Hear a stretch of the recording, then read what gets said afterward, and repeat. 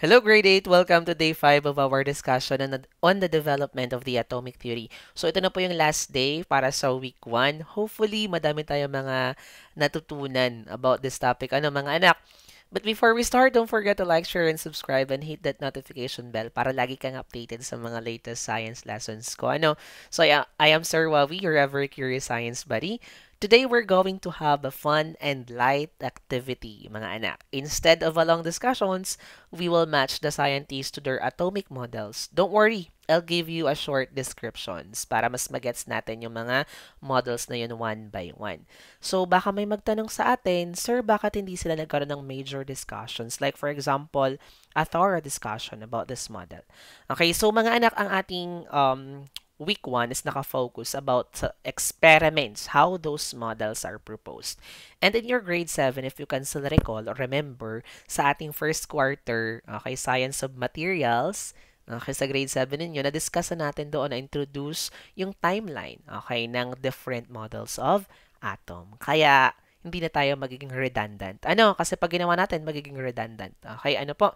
So, are you ready?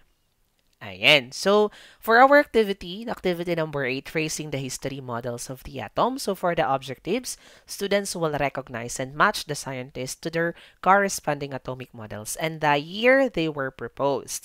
So, we have a PowerPoint presentation. So, for the instructions, look at the list of the scientists, atomic models, and years provided. Second, match each scientist the correct model of the atom and the year it was developed. Write the correct letter or number that corresponds to each item in the answer sheet. So, dito, may lines naman tayong magkoconnect dito sa ating PowerPoint. Pero kung papasagutan ng mga teacher sa papel, pwedeng letter na lang. It's up to you kung paano nyo ito gagawin. Ano? Ayan. So, this is the atomic model timeline. So, yung ating column 2, yun yung correct order. Sa column 1 natin ng mga pangalan, yun yung incorrect. So, i-match natin kung ano ba yung mga pre-propose nila na models. Okay, from A to F. So let's start with Erwin Rodolph Joseph Alexander Schrödinger. Okay, so ano kaya yung pinopose niyang model? Okay, of course, it's the quantum mechanical model or in other references, ang tawag ay electron cloud model. So bakit? Tingnan natin, observe muna natin yung model niya. So may nucleus, may gitna. Okay, may protons, may neutrons nandun. Pero kung mapapansin niyo sa labas, wala kang makikitang electron. Bakit ganun yung setup ni Erwin Schrödinger about the quantum mechanical model? Okay, paano natin i-explain doon? So, dito sa model niya, electrons don't follow a fixed path but move in a regions called electron cloud. Okay, yung labas ng nucleus, ang tawag natin doon ay electron cloud. Nandyan yung ating electron. Sir, pero bakit hindi natin makita?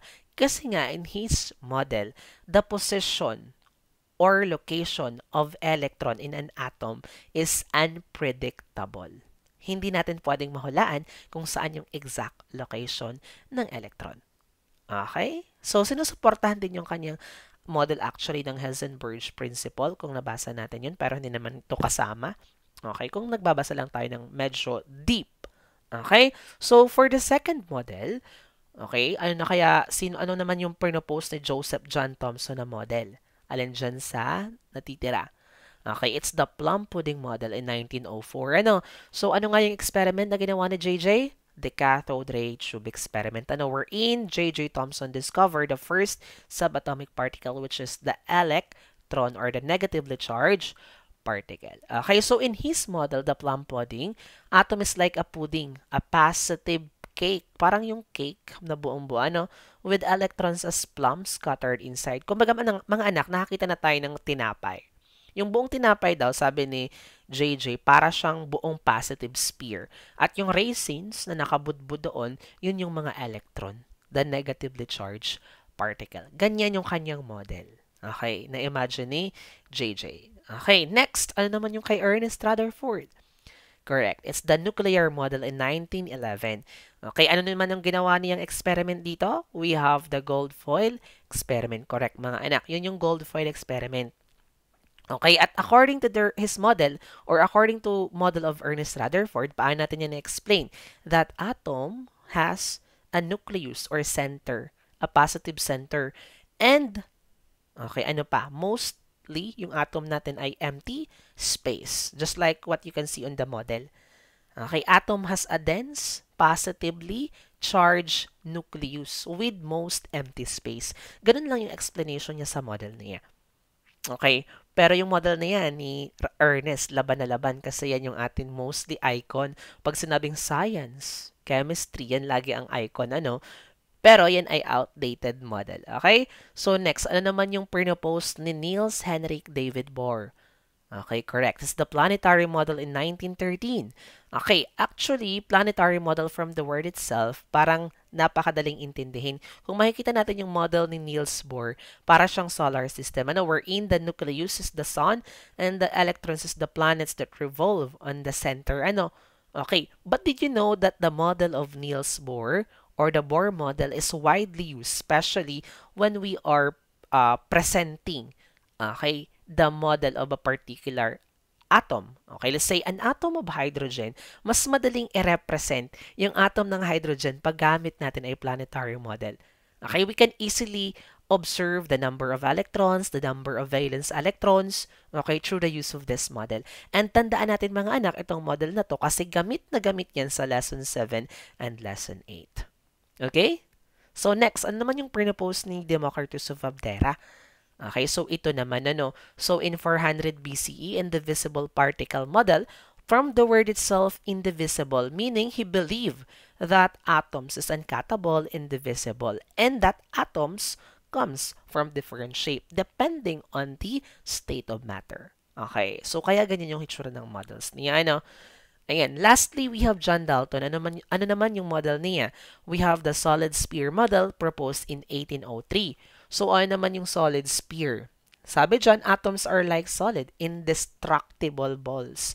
Kung makikita natin sa solid sphere, or yung ibang tawag, okay, sa ibang references, billiard ball model, yung ating model na yan, kung makikita natin, wala pang subatomic particles. Kasi nga, John Dalton believed that these particles is indivisible, indestructible. Okay, which is, nung na-propose yung plum pudding, na-reject or na-discredit na yung kanyang model. Okay, so, ayan. So, hopefully, familiar na tayo dun sa ating mga models of atom kung paano sila nag-evolve through time. Nagbago. Okay. Ayan. So, sa tingin niyo ano yung pinakamagandang model dyan? Okay, so let's proceed on the formative assessment. Okay, this assessment is, syempre, assessment from day 1 to day 5. Kung meron tayong natutunan ba sa ating lesson, meron nga ba? Hopefully naman, ano. So, multiple choice yung ating type ng test. Read the questions carefully and choose the letter of the correct answer and then write your answer on a quarter sheet of paper. Okay, so for number 1, who introduced the idea of matter is made up of tiny indivisible particles called atoms? Sino ba yung nag-propose na yan? Correct, it's Democritus, di ba?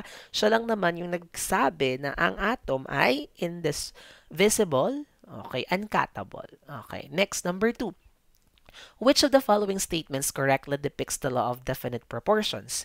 Letter A, the mass ratio of hydrogen and oxygen in water differs depending on its source. Nagkakaiba daw yung ratio ng water depending yung sa source. Let's say, water sa dagat, water vapor. Okay, magkakaiba kaya yung ratio nun? No. Okay, so long letter A, mali na. B, the mass of ratio of carbon and oxygen and carbon dioxide from burning fossil fuel and carbon dioxide from human and animal respiration is different? Hindi rin. Lahat ng carbon dioxide, ang kanyang ratio is 1 is to 2. 1 carbon and 2 oxygen. Okay, yun yung ratio lagi. Ano? So, letter D, the mass of carbon and carbon dioxide is always 3. 3 ba ang carbon? Times that the oxygen present regardless of where it came from. So, incorrect. So, tingnan natin yung letter C na titira kung tama ba. The mass of oxygen in water is always 8 times that of hydrogen. Okay, present regardless of where it came from. Correct. Okay, ito. The mass of oxygen in water is always 8 times. Okay, yung bigat. Okay, than in hydrogen. Tama yan. Okay, regardless of where it came from. Letter C. Ano? Number 3. Which of the following pairs of compounds can be used to illustrate the law of multiple proportions? Ano nga yung binigay kong example sa multiple proportions? Okay, it's letter D. Carbon monoxide and carbon dioxide. Okay, naaalala pa ba yung sa multiple proportions? Hopefully. Okay. Number 4, who is the scientist who discovered the law of definite proportions? Sino nga ang nakadiscover ng law of definite proportions? Okay, sino ba? Okay, it's letter A, Proust. Okay. Sino naman sa multiple? Okay, law of multiple proportion. Si Dalton, correct. Okay, whose work showed for the first time that atoms emit negatively charged particles? Sino ba? Na nakadiscover ng negatively charged. Correct, it's J.J. Thomson. Number 6, which experimental evidence did Thomson use to prove that particles made up cathode rays rather than light? Okay, letter A, cathode rays refract through a prism. Cathode rays are emitted in a vacuum tube. Cathode rays produce interference patterns. Or letter D, cathode rays are deflected in the presence of electric and magnetic fields. Okay, ano kaya ang sagot? It's letter D, correct. Pag naglalagay tayo ng magnetic field, okay, nag-change yung direction depending kung nasaan yung positive charge. Pag nasa taas yung positive charge, nagde-deflect or pumupunta yung cathode ray. Okay, doon sa positive plate. Okay, next. What model shows an atom as a ball of positive charge? A ball of positive charge. Okay, with electrons embedded in it, much like a chocolate chips spread through a cookie dough. Parang tinapay na nilagyan din ng mga raisins. Okay, ano kaya? Chocolate chip model, plum and nuts model, plum pudding model, or chocolate pudding model? Siyempre, letter C. Invento tong mga letter A, letter B, letter D. Okay. So, number 8. Which of the following statements did not correctly describe the results of the experiments done to determine the nature of the atom? Okay. Letter A, the cathode rays should prove that electrons are negatively charged particles. B, Rutherford's thin gold foil experiment led to the discovery of the charge of the nucleus. C, the results of Rutherford's experiment supported J.J. Thomson's plum pudding model.